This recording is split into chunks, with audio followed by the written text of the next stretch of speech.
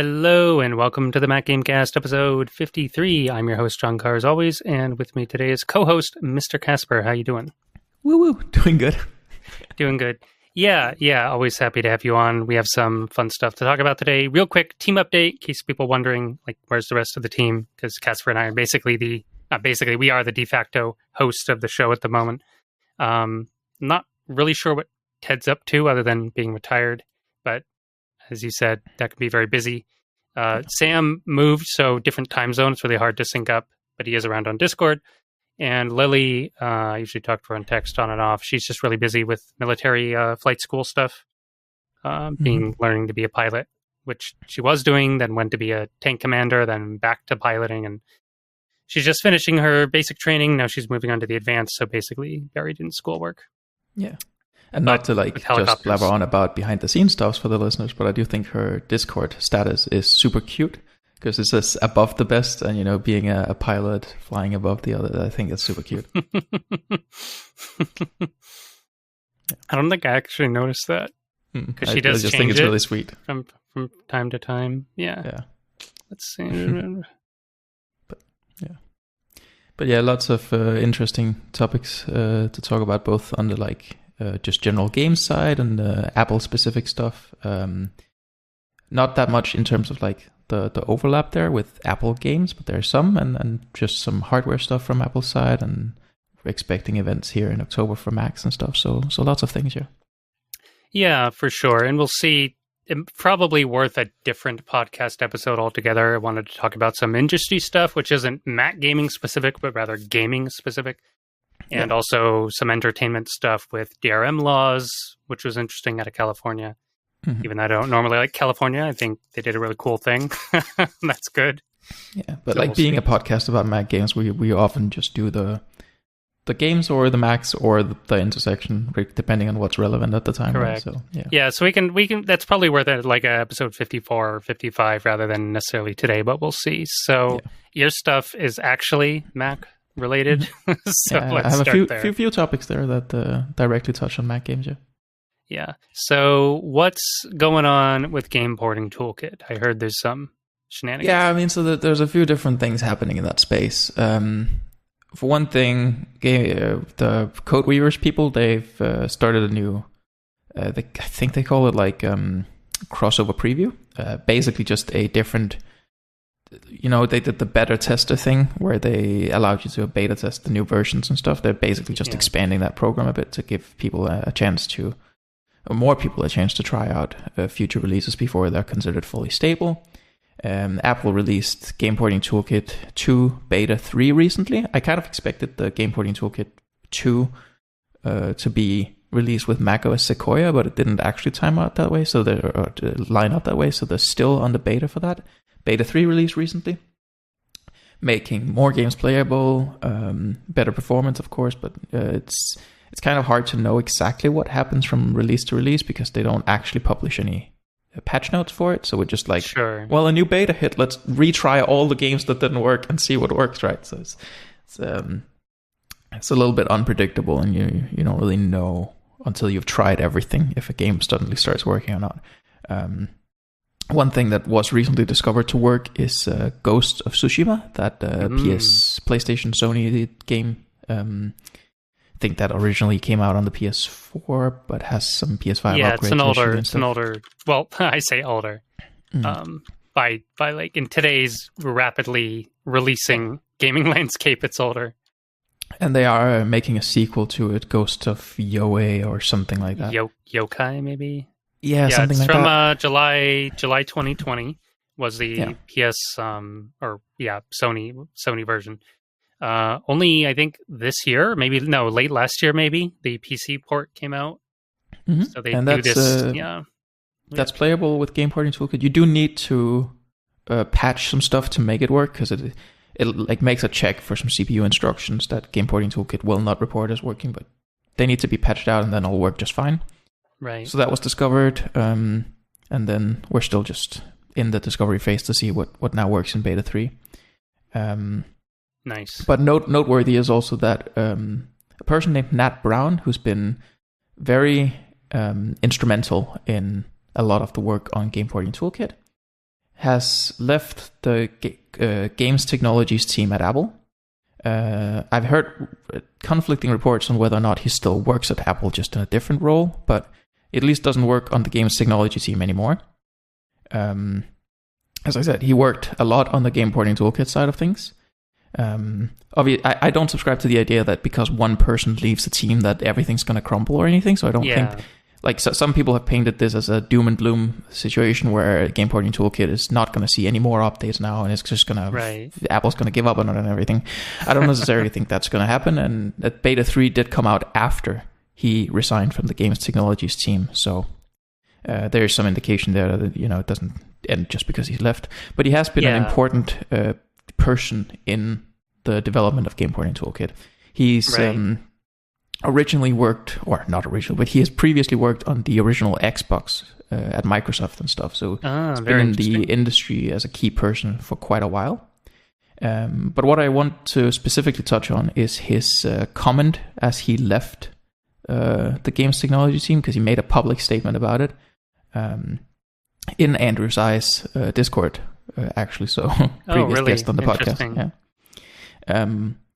He made some longish comment about like finding new things to do, leaving the team and stuff. But the thing that really stood out to me was that he said that he feels done trying to push this particular rock up this hill or something to that effect, which doesn't sound that good for the future of things there. It sounds like he doesn't really feel like there's enough backing behind the work he's doing or something like that with that phrasing, I feel. Certainly infers that, especially if he's really passionate or enthusiastic. I don't know the man, but assuming he's working as a lead in a games technology team or Xbox, like gaming is obviously a huge part of his life, and he wants to use his, job skills, his know-how to spread that and share that with, more platforms, more tech, in this case, Apple. Yeah. So maybe he's frustrated, which, to be fair, that would qualify for a lot of Mac gamers. Yeah, it does sound Apple a bit that way, but at the same time, the positive interpretation of it is that he just feels like he's laid enough groundwork that he can go work on something else and expect things to just continue rolling. Or Absolutely. Something. That's the positive interpretation. I still feel like it sounds more negative in the phrasing, but it does. But I agree with you that it's not like there are cases of companies or teams or whatever, or projects where one person really is holding it all together. And if something, for whatever reason, they depart or become incapacitated, it's like a house of cards. But, I think I myself thought that way about Steve Jobs when he was head of Apple. Like, he is Apple. Without him, there is no Apple. Like, that was me growing up. And unfortunately, he passed away early. Well, Apple's still here, still making billions, is still making stuff. Now, I still prefer Steve to Tim in terms of a, CEO or head figure, but, life goes on. The company goes on. It isn't all make or break, like just on Steve, or I don't think it's all in on this Nathan Brown, maybe, perhaps. Yeah. He goes by Nat Brown, at least, yeah. Right, sure. Obviously important. Don't want to discredit the man. But, as you mentioned, I think the positive, whether it's an interpretation, or I think even if this man is frustrated or has some negative comments, clearly the groundwork is there that he helped do in the toolkit, as it says. You just said, like, Ghost of Tsushima works now, which I mentioned. Actually, I just checked. It actually was only released in March 2024 of this year for PC, so quite recently. The director's cut, obviously, so all the DLC and blah, blah, blah. And I did play it for a while, but actually not on, not through a wrapper. I just played it on my gaming PC. A really good game, honestly, if you like Japanese stuff. I don't want to do like a whole review on the game. I played it for like 10 hours. I didn't beat it, but it really holds up, even though it's a 4-year-old game. Like, say you want to go play it through the porting toolkit. And I think this is interesting. So the graphics of the game look a little dated 4 years on, but the art direction of the game is so peak and so like visually stunning, it kind of makes up for it. And of course, presumably you're running on a Mac, say you're trying to run it on a Mac, which doesn't have like tons of juice, that it's like 4 years on, it still doesn't look like a modern day game, will actually help you run it better rather than like melting your GPU. But the game looks really good. It's really fun. Has a lot of cool. Like I started playing it on the like one hit, one kill game mode, but for you and enemies, and it made it way more fun. It was so lethal fighting like whole groups of guys. You're just like because one hit and you're a goner. So it has this particular name. I forget what it's called. You can play it in like black and white mode as well, and there's just a lot of fun ways to like mess with the game. But yeah, I think it's Sucker Punch Studios. They just came out with a trailer for, I think, Ghost of Yokai or something. It's set several hundred years later, 200, 300, 400 years after, and this time you're playing a lady warrior. So yeah, we'll see. But happy it's playable. Obviously, a Mac port would be nice. We have some interest from the Japanese with Death Stranding and Hideo Kojima. I think that's the guy who's doing it in his stuff, but Sucker Punch is actually a Western studio. Yeah, but they are under the control of Sony, right? So I think so. That's true. I didn't think of that. I don't think we're going to see anything Sony on the Mac for a while. Because it's only fairly recently they've even started doing PC ports of their game, because, obviously they have their own console and stuff. So, but who knows? Yeah, and they tend to do them like 4 years later. God of War, 3 to 4 years later. Like, even though they sell like hotcakes on the PC, they're like, we're just going to delay this for many years and then release it, which also... I mean, they want the emphasis on the PlayStation, right? It makes sense. They do, but these are single-player games, the ones I'm talking about anyway. Like, how many years later are new people still picking it up exclusively just for Sony? I don't know. Maybe I'm wrong. Maybe they are. Like, the game was rated, did incredibly well in consoles, rated incredibly well in PC. Yeah. But it's interesting. Okay, I don't want to side tangent too much into this because we have other things, but just about Ghost of Tsushima. It's made by Western developers, but at least, and maybe I would actually need like a Japanese person here to say, but the game doesn't feel Western. It feels very authentically Japanese, or at least maybe as much as a Western studio can, especially if you just play it with everyone, speaking in Japanese with English subtitles. I think there was a dub, but I never do that. But I know they did their historical research. They did their like location research because it's based on the actual like Mongol invasion of Japan, which was a real historic event on this island. So like it feels very immersive and authentic, even though it wasn't made by Japanese people. So I just think that's a credit to them. Pretty cool. Definitely. But yeah, as we were talking about with Nat Brown, there's the thing where they've obviously also set up a team with people they expected to be able to do good work, and they're going to be able to do good work regardless or not if Nat's there. Another thing regarding Game Porting Toolkit is that very popular and very recent game, Black Myth Wukong, also playable. I don't think that's new to Game Porting Toolkit Beta 3. I think that was also playable on Beta 2. Performance is a little bit dodgy. You almost need like the highest end M3 Max or something to get good performance, but it is playable, and we can expect performance to only improve from here, and obviously more Macs are coming down the pipe that can probably run it better. And even if it's not going to perform that well today, it being playable means that in the future, with more powerful Macs coming out and stuff, then there's something to be said about even if you can't play it satisfiably now, it's going to be available in a couple of years, because it's available now, just doesn't necessarily run that well.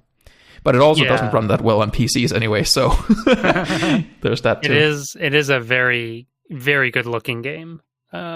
Recommended specs, I think, are pretty high. Just looking now, actually not that surprisingly, not super high. I thought the GPU recommendation would be higher. Only an NVIDIA 2060 or RX 5700 XT. They actually mentioned Intel Arc.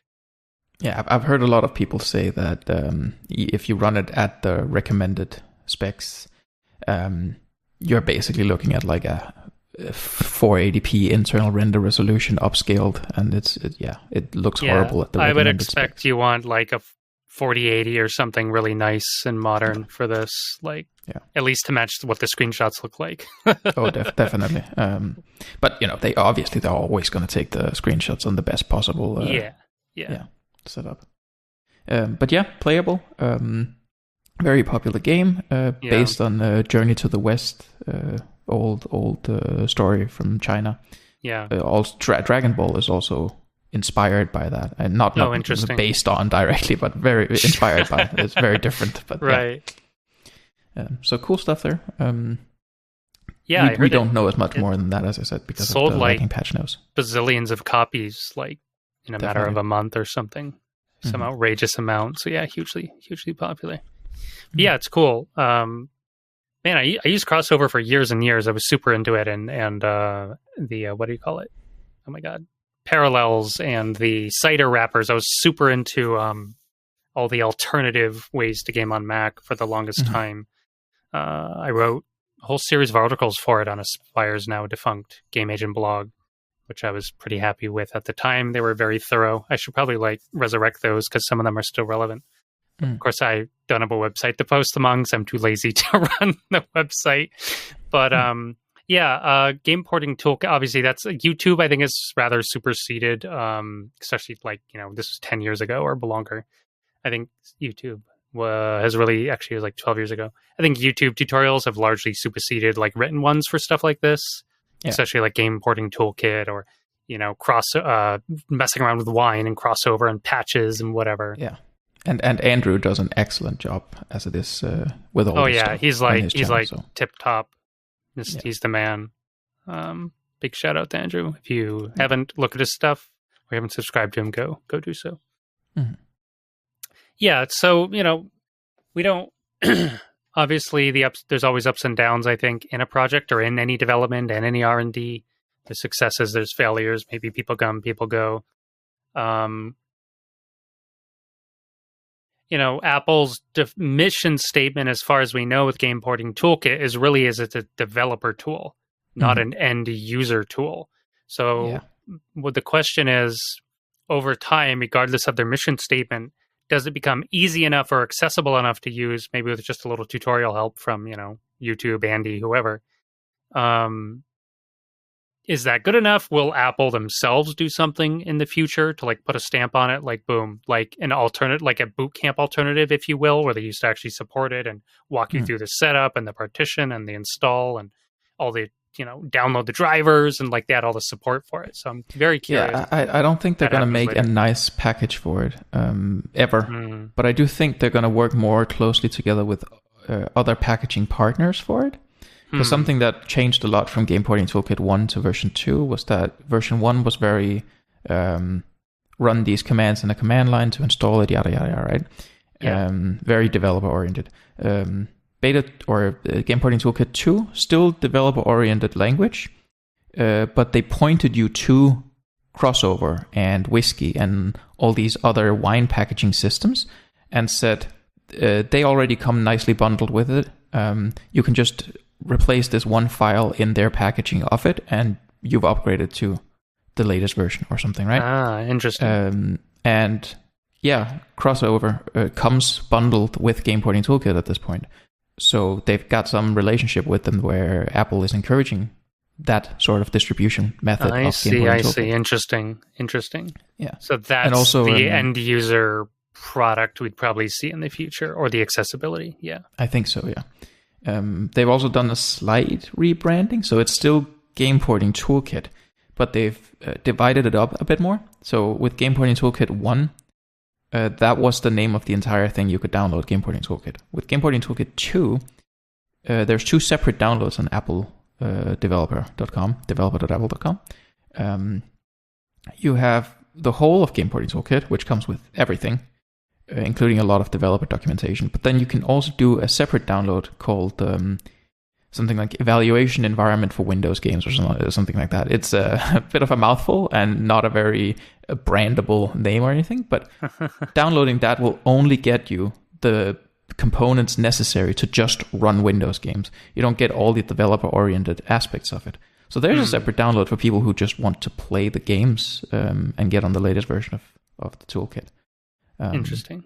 So yeah, there is some indication that they want some level of easy packaging for end users, but I still think that their, as you say, mission statement is to get more native games. But yeah, I do see here there is a Metal developer tools for Windows as well. Yeah, they have that too. They've had that since Game Porting Toolkit 1 as well. Right. I just somehow failed to notice that, so I thought it was interesting looking at the page. Yeah. So once again, the future of Mac game porting is this sort of chameleon of different things. It's native porting, it's Apple sponsored stuff, it's in-house companies like Gearbox and whoever doing the games. It's, running it through alternative stuff like the crossover and the parallels and what have you.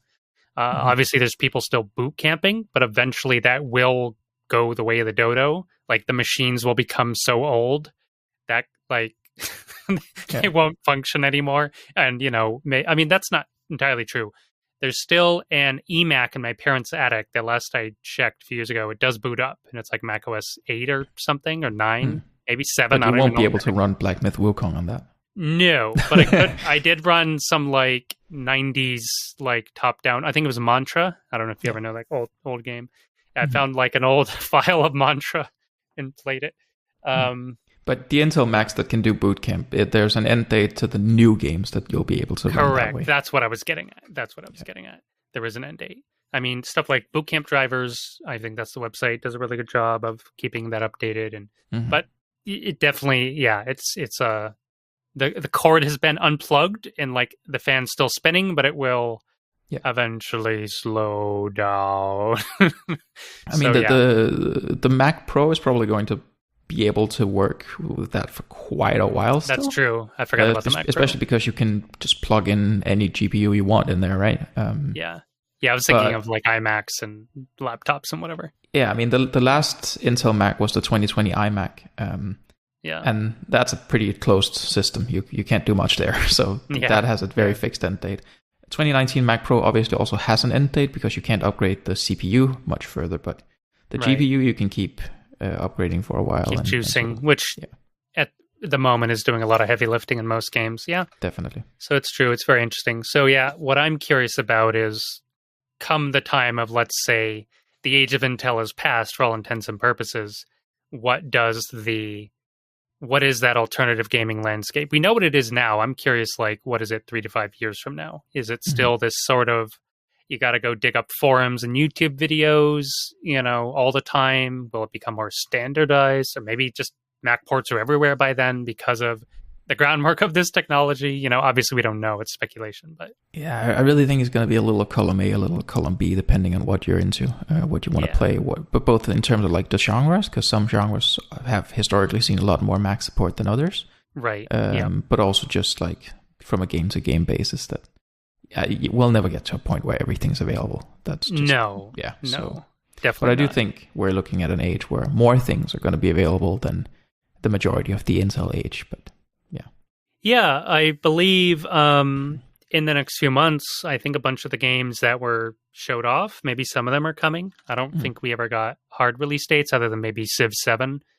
I do know Assassin's Creed Shadow just got delayed. Got delayed till... weirdly enough, the iOS App Store page for Shadows hasn't updated its release date, so it still says it's coming out pretty soon. I'm sure that's just a mistake and they're going to update it, but yeah. Yeah, it's supposed to be, now it's weirdly February 14th, which is Valentine's Day. I'm actually ignorant. I don't know if Valentine's Day is a global holiday or a USA holiday. It's a thing here at least. Maybe it's a Western entirely holiday. Global, may not, but yeah. Yeah, it's a Western holiday at least. So I think that's a really weird day to release your single player stabby murder game on Valentine's Day, but unless they're trying to say the two main characters have something going on, I don't know. The whole thing's a little weird to me. Getting into why it's delayed is a whole show into of itself, other than a bunch of controversy. And basically their statement anyways, they're pushing it back to work on polish and bug fixing. There's other views that they might they've received a lot of negative backlash and press, and they pulled out of the Tokyo Game Show and yada yada yada. I mean, every time a game is delayed, I only just assume it's a good thing and that's just going to result in a better product. But correct. That's what I hope. That's what I hope as well. I'm disappointed because it was out next month and I wanted to get my hands on it. But there's always other games to play, so it's fine. But I don't know if anything is I think it was episode 52. We did all the game stuff, the long list of stuff they showed off. But I'd have to double check on some release dates. But based on a statement Apple made at the time they did the dub with all the games shown. Yeah. They said something to the effect of, and more to come, or something like that with announcements. They did say that. I highly expect we're going to see some of that this month. Right. Not releases, but new announcements, because we're expecting the M4 line of Macs to be announced this month. Woohoo! Woo, indeed. And I think that would be such an opportune time to also announce some more gaming-related news. Like, look at what can run on this M4 Max, MacBook Pro, or whatever, that we've got coming down the line. Or, even on the other end of the spectrum, look at what this base M4 can do. That's incredible in a thin and light laptop or a little Mac Mini or whatever, right? So yeah, an obvious time for Apple to do some of that announcement stuff. It really would. I mean, it's funny now that Shadows has been delayed. I mean, that's kind of the biggest next, like, it is the biggest next, it's not a next gen game. It's just a new AAA game coming to the Mac. And it's probably the best looking one as well. So in terms of showing off, but since they've already announced it, it got delayed. Some of the thunder's kind of stolen. But yeah, I do hope they have a new game announcement, and by new I mean one that hasn't released yet. Not here's this game that's been out for 2 to 10 years on the PC. Now it's coming to Mac on, ta-da, I'm 4. Like, that would be a little unexciting. The big announcement they've got is that Civ 7 is coming. I mean, it's it's a popular title, it's, huge following, but I don't know. Even if it's something from this year, maybe that was popular. I don't know, Helldivers 2 or something. Game really blew up. It's still pretty big, maybe not as big as it was at launch, but that's just the way of live service. A lot of AAA games, I think, bombed this year as well, which is sort of interesting. Not necessarily strictly on the PC, whether it's like Suicide Squad or Concord, or I can't think of other games. But there's been I feel like there's an odd amount of high profile sort of failures or downgrades in the gaming industry. But again, that's a separate topic. But my point is, I just hope they pick something either from like this year or something coming out next year at least. I think it could be fun if they did Tekken or Street Fighter, because fighting games has historically not really had any stronghold on the Mac, and they would be pretty big titles to get over. Yeah, and they're not. At least in the past, Apple had this, Apple wasn't going to promote Mortal Kombat because it was like ultra violent and whatever. There obviously are ultra violent games on the Mac, but they usually aren't front and center, at least by Apple. And something like Tekken and Street Fighter, okay, you're beating people up, but you're not, ripping their heads off and, doing all these ludicrous fatalities and whatever the heck. So they're violent in as much as, boxing or martial arts are violent or whatever, but they're not like, the focus of the game is in the gore, it's the fighting. So thematically speaking, in terms of what Apple likes on the Mac, I feel like it would fit very well in that sense. Definitely. Yeah, no, I would like that. I mean, dang. I think the last Street Fighter I played was Street Fighter 4 or 5 when it came to PC, like forever ago. And the last Tekken I played, my God, would have been at like a friend's house on a kid on their PlayStation 2 or something. Yeah. But I remember I liked Tekken the best out of all of those, because my brother had what was it? The portable Sega thingamajig? I forget what it was called. No idea. I can't remember. I think he still has it in a suitcase somewhere. Anyway, he had Mortal Kombat on there, and of course Street Fighter was kicking around. But I remember liking Tekken the best. It seemed the most like technical, at least at the time. I don't know how it's evolved, because now there's like Tekken 8 or 10 or whatever. But I just remember it had like cool grapples and like switch up moves, and it felt a little more, for lack of a better word, realistic, as opposed to, I don't know, 2D, just punch them in the face. People who are actually fans of fighting games, maybe they're like, you're oversimplifying it, you're an idiot. But I'm thinking of my like experience as a kid. That's all I can say. Sure. I mean, I played a ton of Tekken 3 back in the day with my brother. Also Tekken 2 quite a bit, but mainly 3. I have tried some of the later ones, but 2 and 3 we played so much. Good times. Yeah. I've also played quite a bit of Mortal Kombat, way less Street Fighter. But especially like the newer Mortal Kombats have increased the skill ceiling quite a lot. Early Mortal Kombats didn't have that high skill ceiling. They were very simplistic. I only played MK2, which felt fairly simplistic. Very simplistic back then. Yeah. But the newer ones, they like if you go into the move screen where you can like see all the moves that the character can do and how to pull them off, it'll have like frame perfect timing information in there. Like this move takes 16 frames of animation to complete, and that kind of thing. Just like an indication of the skill ceiling that they expect the players to be able to reach, right? That information is valuable and stuff. So yeah, that makes sense. Mm-hmm. Yeah, Tekken Street Fighter would be cool.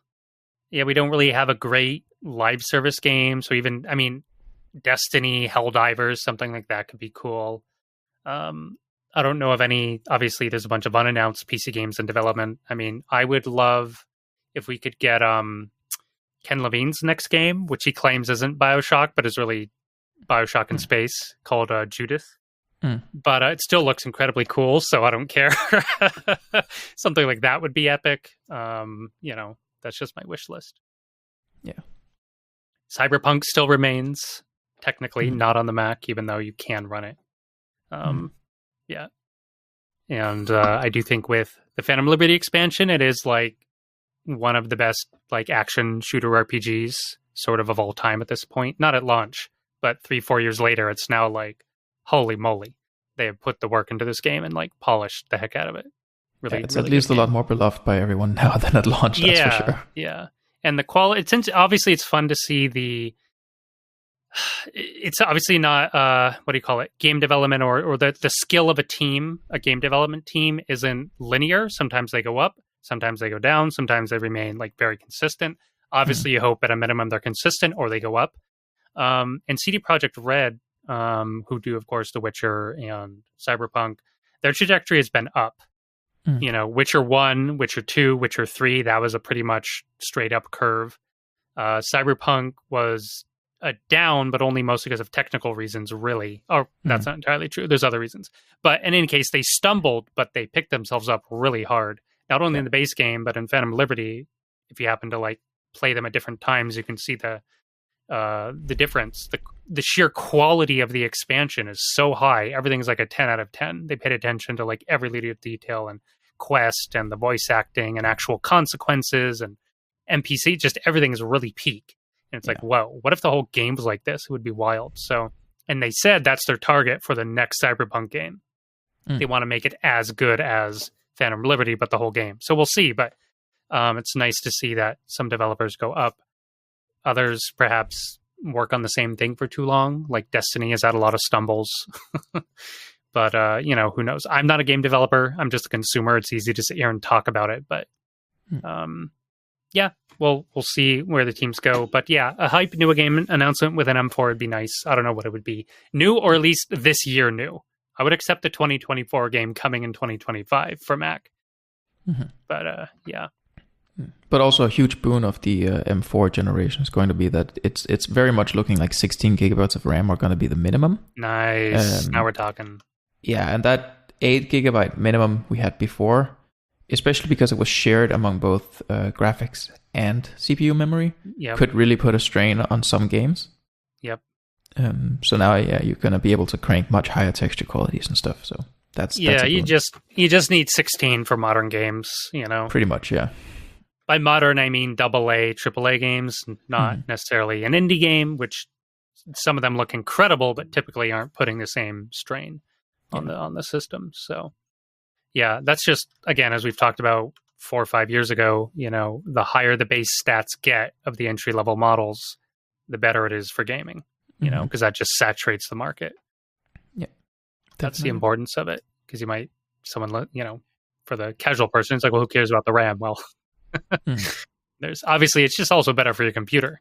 You can have more apps open, you can have more stuff going on. If you happen to, anyone who's a creative professional would, probably pay attention to that anyway. But, I'm the kind of person who likes to have like 20 apps open or whatever at all times and still like run my games. I actually upgraded my RAM long ago just to do that. Cause I'm like, I don't want to close everything, doing all this like web work and this and that and just other random stuff.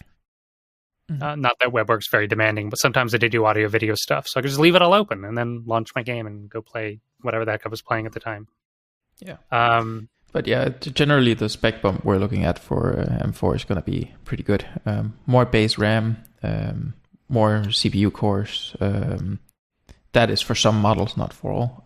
Sure, of course. Yeah, and just higher clocks, higher IPZ instructions per clock, so how much work it gets done in a given clock cycle and stuff. It's looking good. It's like from a pure IPC perspective, it's going to be the biggest jump since the M1, so that's it's pretty promising. Oh, that is of course, promising. we have already seen it on the iPad, so it's not a huge surprise what the M4 is going to bring. Right.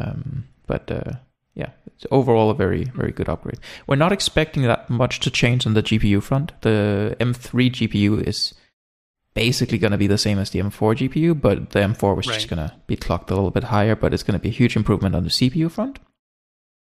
As you said before, most games are going to be more GPU bound than CPU bound. But on the flip side of that, when you run through things like Game Porting Toolkit, Wine, on these translation layers, the CPU is actually going to be quite hamstrung by that, more so than the GPU. So a faster CPU could have more, like disproportionately more benefit to running games through translation layers than native games where you're looking at more of a GPU bottleneck. Right. So, yeah, some win on all fronts, of course, but perhaps disproportionately more from a gaming perspective on the translation layer with the M4 series compared to M3. Nice. This is super random, but I just also really prefer even numbers. So I'm much more inclined to buy an M4 than an M3. I don't know why. Right. It's like, I got an M4. I feel better about that somehow in my brain. I'm like, this makes me happy. I don't know why. I kind of have a similar thing, but it's not just even numbers. Like M5 would feel bad. M6 would feel worse, though. M7, that's the good stuff. Like there's you're right. Some numbers you just have you're not wrong. It's totally irrational. Yeah, in the 1 to 4 range, I'm very happy about 4, but I agree it changes as you go higher. Yeah, it's weird. So that's cool. Yeah, I'm still rocking my M1 MacBook Pro. I'm not playing new Mac games. I'm just playing like random indie stuff. Just playing Worms WMD the other day with my buddy, blowing each other up with Worms. Yeah. That's been a good shenanigan.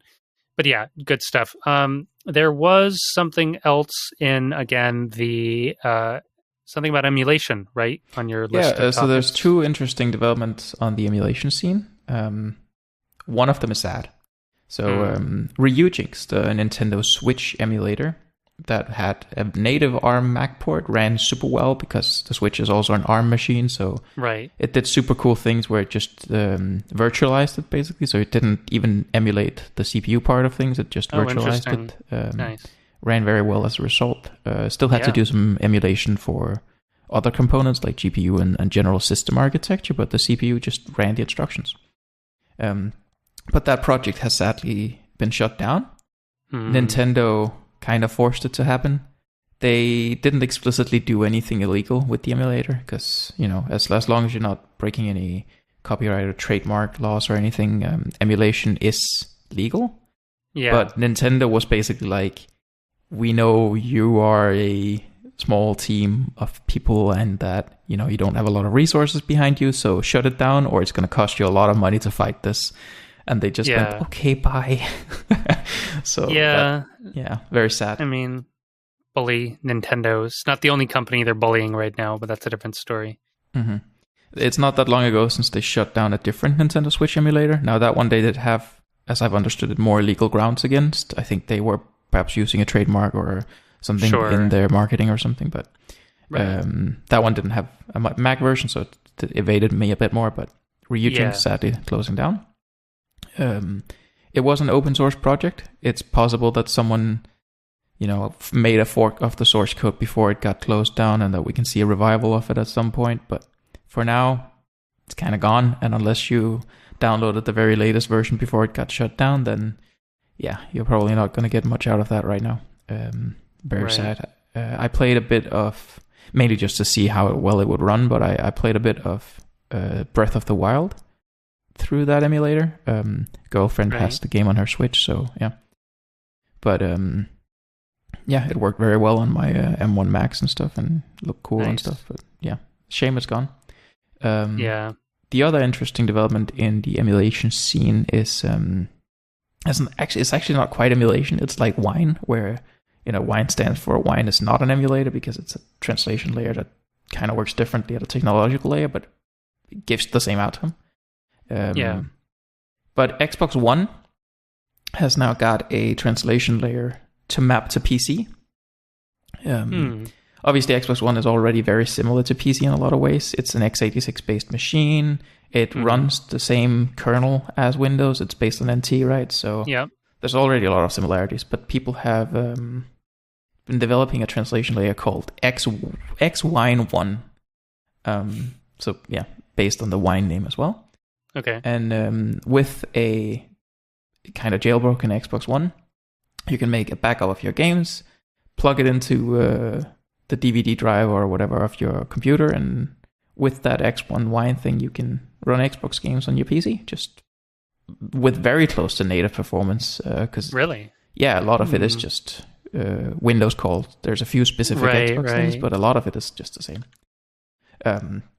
That said, it's at a state now where I think they said like 6 games are playable, and a lot of games will like get you to the menu, but then they'll crash. So there's still a lot of work in there, but it's happening, and it's the first time we've been able to get the Xbox One games running on anything other than an Xbox One, to my knowledge.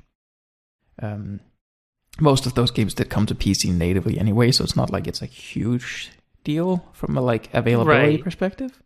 But still, like there's some cool preservation in it. Yeah. Well, preservation, and in some cases, I'm seeing here real quick, it's like showing Minecraft and some other thing. Obviously, that's available and everything. Yeah. Like Minecraft's the new Doom. It like you could run it on a toaster or a microwave or whatever the heck people do. But it's still a proof of concept that it's the Xbox One version of Minecraft running, and it's cool from a technological perspective. Correct. Exactly. The fact that it can be done is the neat part. So yeah, that is cool. I used to mess around a little, oh my God, again, so long ago. I can't remember what it was called. I think it was a PS2 or 3 emulator, like forever ago. And it bizarrely, I think it was some official product, if I recall. It wasn't like some open, I'm talking like I think I know 2000s. what you're talking about. You know what I mean? Apple even marketed this, actually, if it's the one I'm thinking of. Yeah. That was PlayStation 1, I think. Something. All Super old, but 1, it was like an official... You could buy a product. Yeah, I think that was actually the people who made what was it called, Virtual PC or something later. Maybe. I think that was the same people. But yeah, that was definitely a thing. Apple marketed it officially and stuff. That's how showed off that the Mac was the first non-PlayStation that could run PlayStation games all the way back in the day, and Sony got a bit up in arms about it and stuff. So didn't continue, but no, but it's true. It's this whole like sub ecosystem of gaming, like emulation, alternative ways to play. I think it's a lot of fun because the people participating in it, they're passionate. They're like in it together to like have fun together and figure out how to do it together. So I've found them all, especially when I used to muck around with crossover. Like everyone's just really helpful. Yeah, it's like you're all in this working on it together to make the game better. And you could go and post fixes and bug fixes and tweaks for games or yada yada. And they had crossover does it more officially. They had like ambassadors, at least they used to, of like who would help in the communities. But yeah, obviously there's YouTube, there's forums, there's Reddit, there's whatever.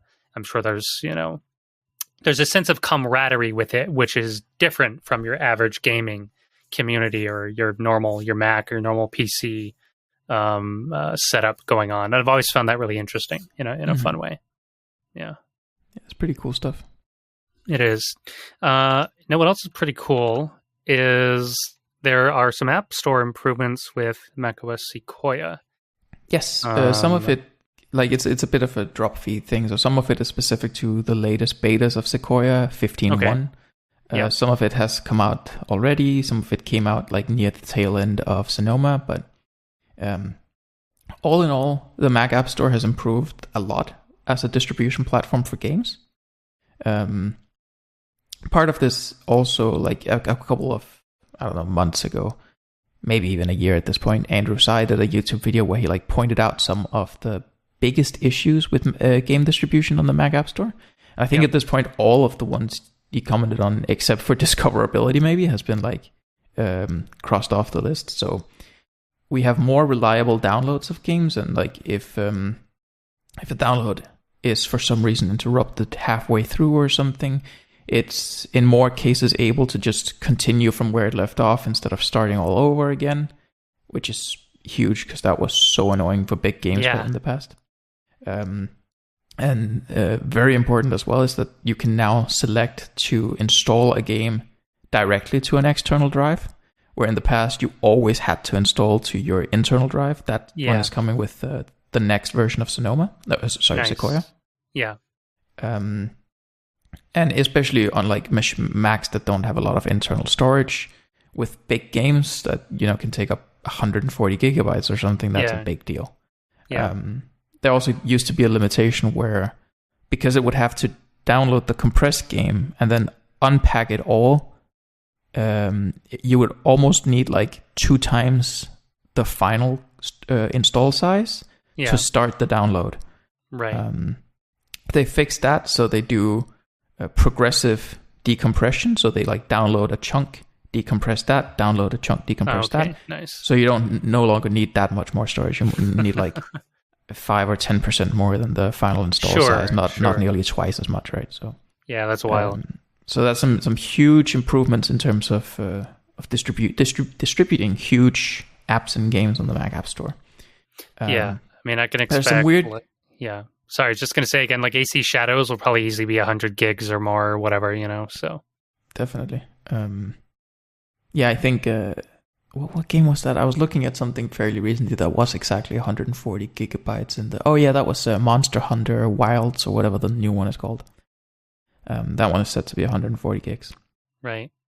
But I think the UI around selecting external drives as install location is a bit weird because you have to go into like the general Mac App Store settings, and then there's like a drop-down menu for where to install, which is fine, but then it only applies for apps or games that are over a gigabyte, even though like you can't set it for other things. And I don't know. It's certainly not as smooth as Steam, but then again, they probably don't want the thing where every time you try and install anything, it asks you where do you want to install it. Right. Yeah. And that's fine for a distribution platform like Steam, where you're only installing big games, but probably not something like the App Store, where you're also just installing a small utility every now and then. So yeah, they have to solve a problem from a UI perspective that's bigger than just distributing games, which makes it a worse games distribution platform, because they have to consider like it's a thing where maybe they would benefit from just separating the Mac App Store into a Mac App Store and a Mac Game Store or something. It would, man, I have wanted that forever. But I am very happy about the external hard drive thing, because personally, like my laptop preference, which is what I have now, not a Mac desktop, is I always actually want to buy the lowest hard drive space and then an external hard drive, which is infinitely cheaper, at least at the moment. Definitely. Like I have a used little, obviously you can't see if you're not watching, but this is just a little terabyte SSD drive I literally bought to install games on. That was for PC, but conversely it works for Mac too. So super, super simple. So I'm very happy with that. I was the inverse with my iMacs, which I always bought forever. I would buy like a one, or actually I only ever bought a 1 terabyte. But for the laptops I prefer the less and then external. So that's just convenient. Yeah. Make a game library on an external drive. Another huge game, Borderlands 3 with all the DLC, which has a Mac version, is I think 150, 160 gigabytes. The base game is like 90, 100, and then all the DLC adds like 50% more. So that's another huge game. 5-year-old game, but whatever. Games are big. Games are big. So, I've been a little random this episode. You've been the like much more on focus guy, but I just remembered because I was talking about I wasn't sure what games might be coming out or whatever based on episode 52. Well, Frostpunk 2 did release since the last episode and this one. That is true. That was one of the major... got some highlighting on the Mac App Store and Steam and stuff. So people say it's pretty good. It's apparently a very different game than the first one, which I didn't quite realize. So it's more Frostpunk, but plays out quite differently. So it's not more of Frostpunk 1. It's almost another game in the Frostpunk world, if that makes sense. But most people like it, and I've heard just has a few bugs as kind of the main complaints, and it's basically very large scale. as opposed to the very intimate, like you're just building this one town or city of Frostpunk 1. You're managing like an enormous mega city, essentially. So the focus of the game is different.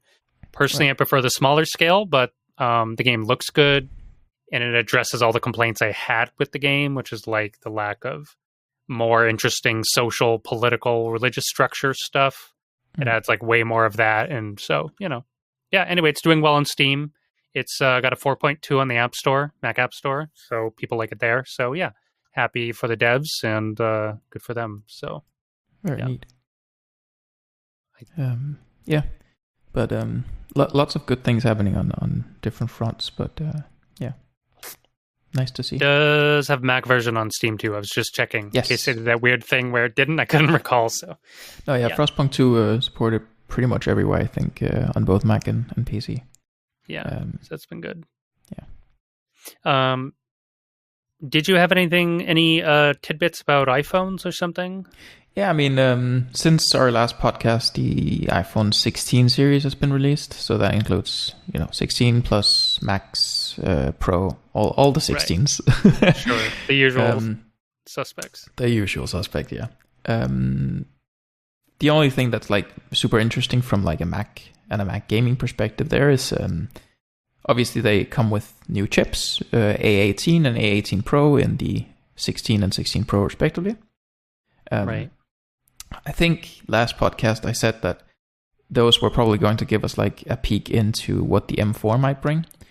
And I brain farted a bit there because the schedule had been flipped a little because the M4 is based on the technologies that are also shared in the A18, not the other way around. So for once, the M series actually released before the iPhone chip, which is usually the other way around.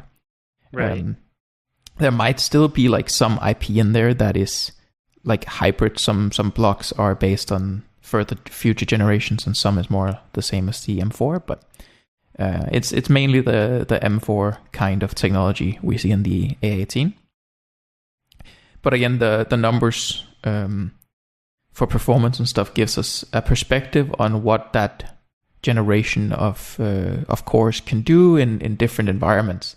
So of course we've seen the M4 in the iPad, but that's limited in some sense. It's not like a Mac. It has more limited thermal capacity and stuff. So they adjust for that and how high they clock it and what kind of voltage and stuff they push into it. But similarly, the same cores in an A18 or 18 Pro, they're gonna also play with those factors. So we see how it performs on a different point in the efficiency curve and stuff.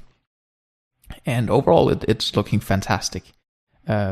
The A18 Pro is basically the same performance as an M1, even like full-on multi-core, even though it only has 2 P cores, like 2 performance cores, and I think it's 4 efficiency cores still. So that's wild that we've come that far in just a couple of generations.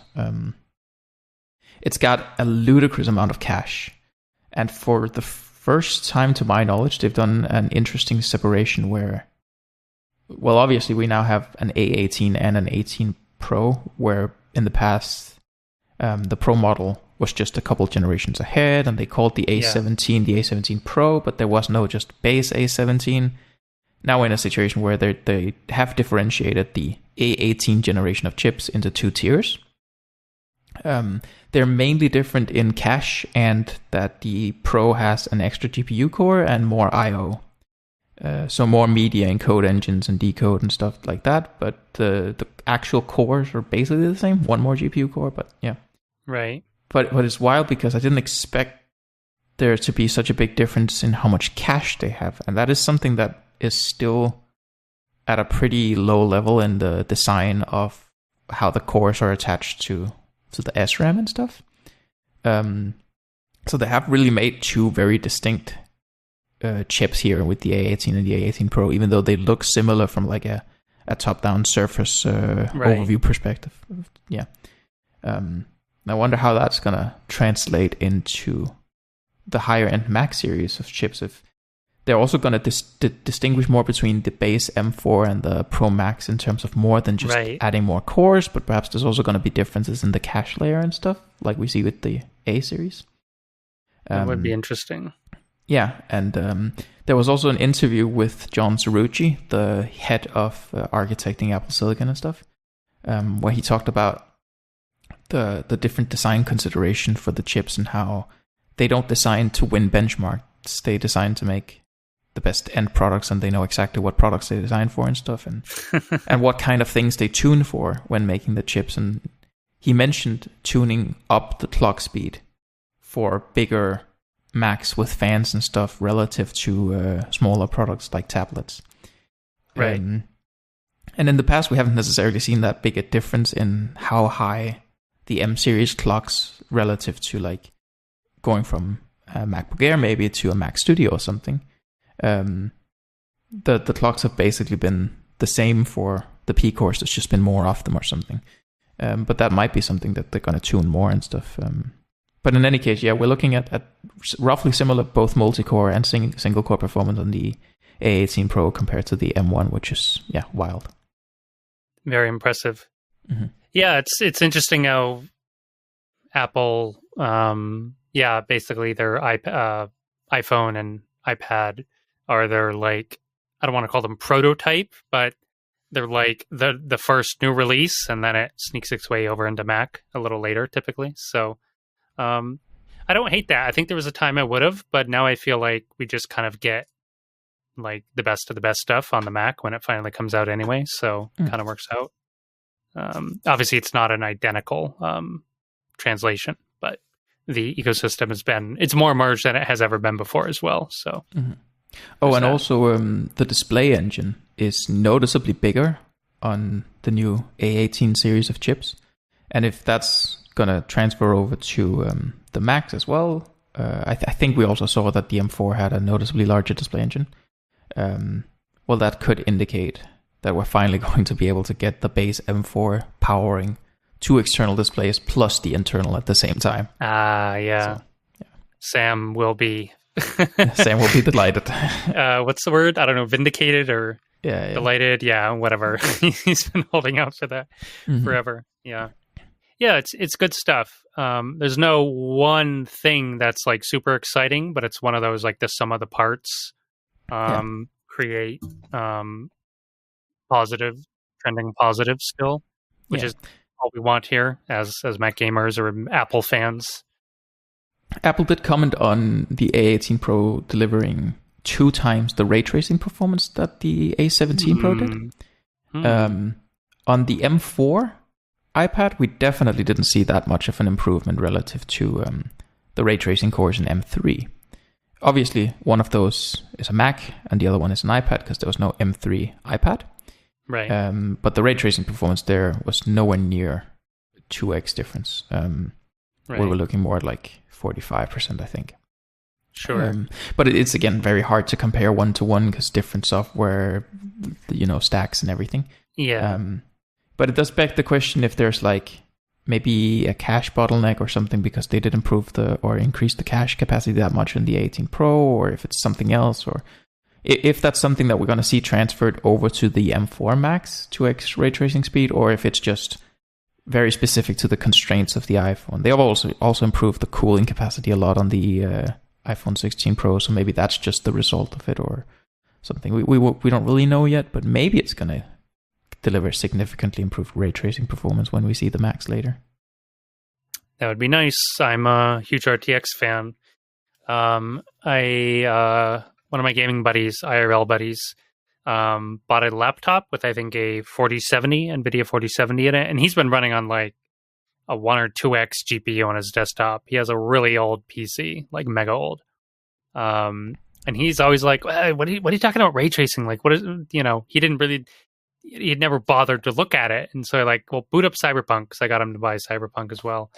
And I'm like, look, this is what it is, and all the shiny, cool, reflective stuff. He's like, oh, that's what it is. Oh, okay, that's pretty cool, actually,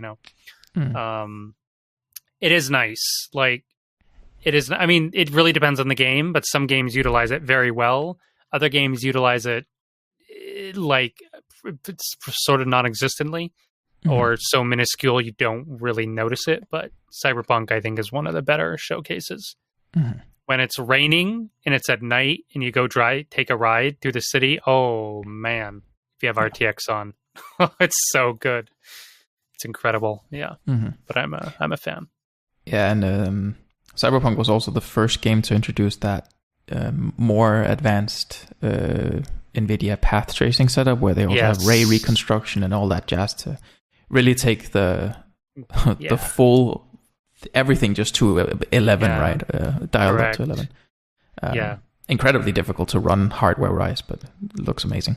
I've done it just for the heck of it. Obviously, if I try to move, I'm at like 5 FPS or something. But if you just stand still, it's like, like off your screen. Like, yeah. Because I have a 3080 Ti, which is good, but it ain't that good. You need like a 4080, 4090 to really crank it. And they even tell you that in the settings, like with a little pop-up, like, you're probably not going to be able to do this. You really need a I mean, at high resolutions, even the 4090 won't get you like at 60 FPS at all. No. But, that's... I'm sure there's other examples. I just don't know of them. But even though it's, almost 4 years old now, I think Cyberpunk still looks like a current gen, or even if you have like a good machine, practically a next gen game. You can tell like the parts where it isn't, like on some edges, but broadly speaking, it still looks phenomenal. Their fog still looks old, technologically speaking. Yes, it is. It does. That's like the one thing I can point to and go like the fog. That's No, sometimes there's like what is it? Because there was dynamic weather, especially like fast travel. Sometimes it pops up and you're like in the middle of an acid cloud or acid rain fog, and it is a little jarring because everything looks good, and then like this fog looks a bit crap. There's not proper volumetrics in the clouds. It's all screen space, and it's a little janky for sure. The next Cyberpunk is all on UE5 though, so that is gonna be like, oh baby, juicy. Of course, so is the next Witcher game. So they just went to UE5 instead of Red Engine. So curious to see what they do with that, because they have a nice visual direction as developers. But enough about me and Cyberpunk. I'll talk about that game all day.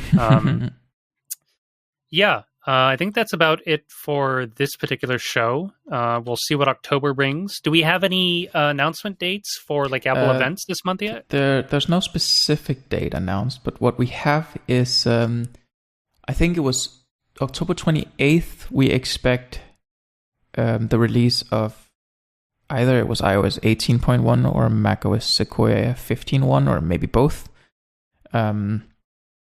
And usually that happens around the same time that they do their event, plus minus a week or something. Sure. Something like that. And so also probably 3 weeks from now, basically. Yeah. Yeah, and Mark Gurman, I think it was. Maybe it was Ming Chico, one of the Apple leaker people. Said they expect November 1st to be the time we can expect the first M4 Mac Mini to roll out the door. And again, that usually happens about a week after their event or something like that, right? Yeah, So it's around the end of the month. Okay, cool. Well, we'll be back either then or early November with another show to cover all, hopefully, is a bunch of cool new stuff. New Macs, new games, etc. So thanks for being here, Casper, and thanks to everyone for listening. We'll see you next time. See ya.